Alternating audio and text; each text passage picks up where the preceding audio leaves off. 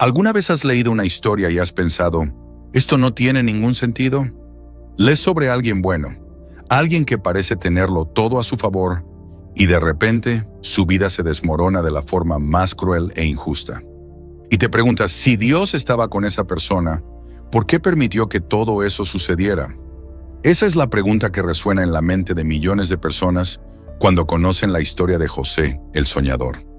Un joven amado por su padre, con un futuro brillante profetizado en sus propios sueños. Y sin embargo, su camino hacia ese futuro fue una auténtica pesadilla.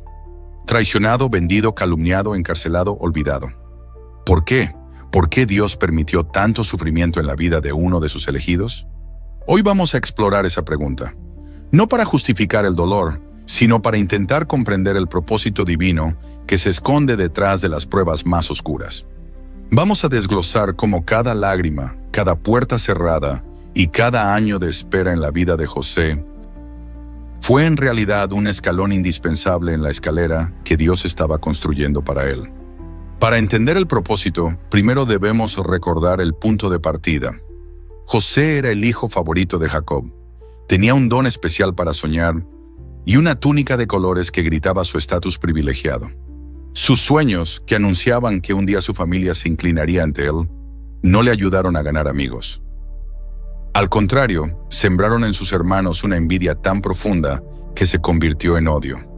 Y ese odio los llevó a cometer uno de los actos más crueles: arrojarlo a una cisterna vacía y luego venderlo como esclavo a unos mercaderes que se dirigían a Egipto. Aquí empieza la primera gran prueba. Imagina el terror, la confusión. De ser el hijo amado a ser una mercancía. Despojado de su túnica, de su familia, de su identidad. ¿Por qué permitir esto? Porque la túnica de colores representaba un orgullo y un privilegio que no le servirían en el palacio de Faraón. Dios necesitaba despojar a José de su identidad de hijo favorito, para forjar en él la identidad de siervo fiel. La cisterna fue el primer paso para enseñarle que su valor no residía en una prenda colorida, ni en el favor de su padre terrenal, sino en la presencia constante de su Padre Celestial. El viaje a Egipto no fue un secuestro casual, fue un traslado divino. Dios necesitaba a su hombre en el lugar correcto, y el único camino era a través de la traición y la esclavitud. Una vez en Egipto, José es vendido a Potifar, un oficial de alto rango del faraón. Y aquí vemos la primera clave del éxito de José: su fidelidad. A pesar de su situación, no se lamenta, no se rebela. Trabaja con tal excelencia e integridad que pronto se gana la confianza de su amo, quien le pone a cargo de toda su casa. Parecía que las cosas mejoraban. Pero entonces llega la segunda prueba, quizás más injusta que la primera. La esposa de Potifar, Zuleika, intenta seducirle, día tras día. José, fiel a Dios y a su amo, la rechaza firmemente. En un último intento desesperado, ella lo agarra y él huye, dejando su manto en sus manos. Ella, despechada, lo acusa falsamente de intento de violación. Su recompensa por una integridad inquebrantable es la cárcel. De administrador de una casa importante a un prisionero común, arrojado a un calabozo. De nuevo la pregunta, ¿por qué Dios hizo lo correcto? ¿Por qué castigar la virtud? Porque la casa de Potifar fue el campo de entrenamiento de José en administración. Allí aprendió a gestionar recursos, a organizar personal, a dirigir una gran propiedad. Fue su máster en administración de empresas. Pero esa formación no estaba completa. La cárcel, ese lugar oscuro y olvidado, sería su siguiente aula. Dios no estaba castigando su virtud. La estaba probando y refinando para demostrar que su fidelidad no dependía de las circunstancias. Era fiel en la prosperidad de la casa de Potifar y seguiría haciéndolo en la adversidad de la prisión. En la cárcel, una vez más, la fidelidad de José brilla.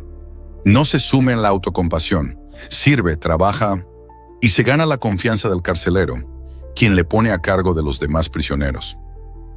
Es allí donde conoce a dos siervos del faraón, el copero y el panadero. Interpreta sus sueños con una precisión asombrosa, pidiéndole al copero que se acuerde de él cuando sea restituido en su puesto. El copero es liberado, tal como José predijo, pero se olvida de él. Y aquí llega la tercera gran prueba, el silencio y el olvido, 2 años más. 2 años de espera en una celda húmeda después de que su única esperanza de liberación le diera la espalda. Este es quizás el sufrimiento más sutil, pero el más profundo. La sensación de ser completamente invisible, abandonado por el hombre, y quizás se preguntaría también por Dios. ¿Por qué estos 2 años de espera? Porque el tiempo de Dios es perfecto. Si el copero se hubiera acordado de José inmediatamente, lo habrían liberado. Y probablemente habría intentado volver a su tierra. Se habría perdido el propósito final. Esos 2 años de espera fueron cruciales. Tuvieron que pasar hasta que el faraón tuviera sus propios sueños. Unos sueños que nadie en todo Egipto podía interpretar. Fue solo en ese momento de crisis nacional, cuando todas las demás opciones se habían agotado, que el copero, de repente, se acordó del joven hebreo que conoció en la cárcel. El escenario estaba listo. José no fue sacado de la cárcel como un exconvicto cualquiera. Fue convocado directamente a la presencia del hombre más poderoso de la tierra para resolver un problema que amenazaba con destruir la nación. Fíjate en la trayectoria. Cada etapa de sufrimiento fue una preparación específica. La esclavitud le enseñó humildad y dependencia. La casa de Potifar le enseñó administración. La falsa acusación probó su integridad bajo presión. La cárcel le enseñó a liderar en las peores condiciones y le dio la conexión clave con el personal del palacio. Y el olvido del copero aseguró que su liberación ocurriera en el momento exacto en que sus dones serían más necesarios y su ascenso más espectacular. Cuando José se presenta ante el faraón, no es un joven arrogante que presume de sus sueños. Es un hombre humilde, forjado en el fuego de la aflicción, que rápidamente le da toda la gloria a Dios. Interpreta los sueños y, gracias a la sabiduría adquirida en su doloroso viaje, presenta un plan administrativo tan brillante para salvar a Egipto de la hambruna, que el faraón lo nombra segundo al mando de todo el imperio. Entonces, ¿por qué Dios permitió tanto sufrimiento? No fue para castigarlo, fue para prepararlo. Dios no estaba interesado simplemente en darle a José una posición de poder. Estaba forjando el carácter de José para que pudiera manejar esa posición con sabiduría, humildad e integridad. Y esa misión no era solo gobernar Egipto, era salvar a su propia familia, a la misma familia que lo traicionó, cumpliendo así las promesas que Dios le había hecho a Abraham, a Isaac y a Jacob. La historia de José nos enseña una verdad poderosa. Nuestro proceso, por muy doloroso o confuso que sea, a menudo es la preparación para nuestro propósito. Como José mismo dijo a sus hermanos años más tarde, «Es verdad que ustedes pensaron hacerme mal, pero Dios transformó ese mal en bien para lograr lo que hoy estamos viendo, salvar la vida de mucha gente». Confía en el autor de la historia.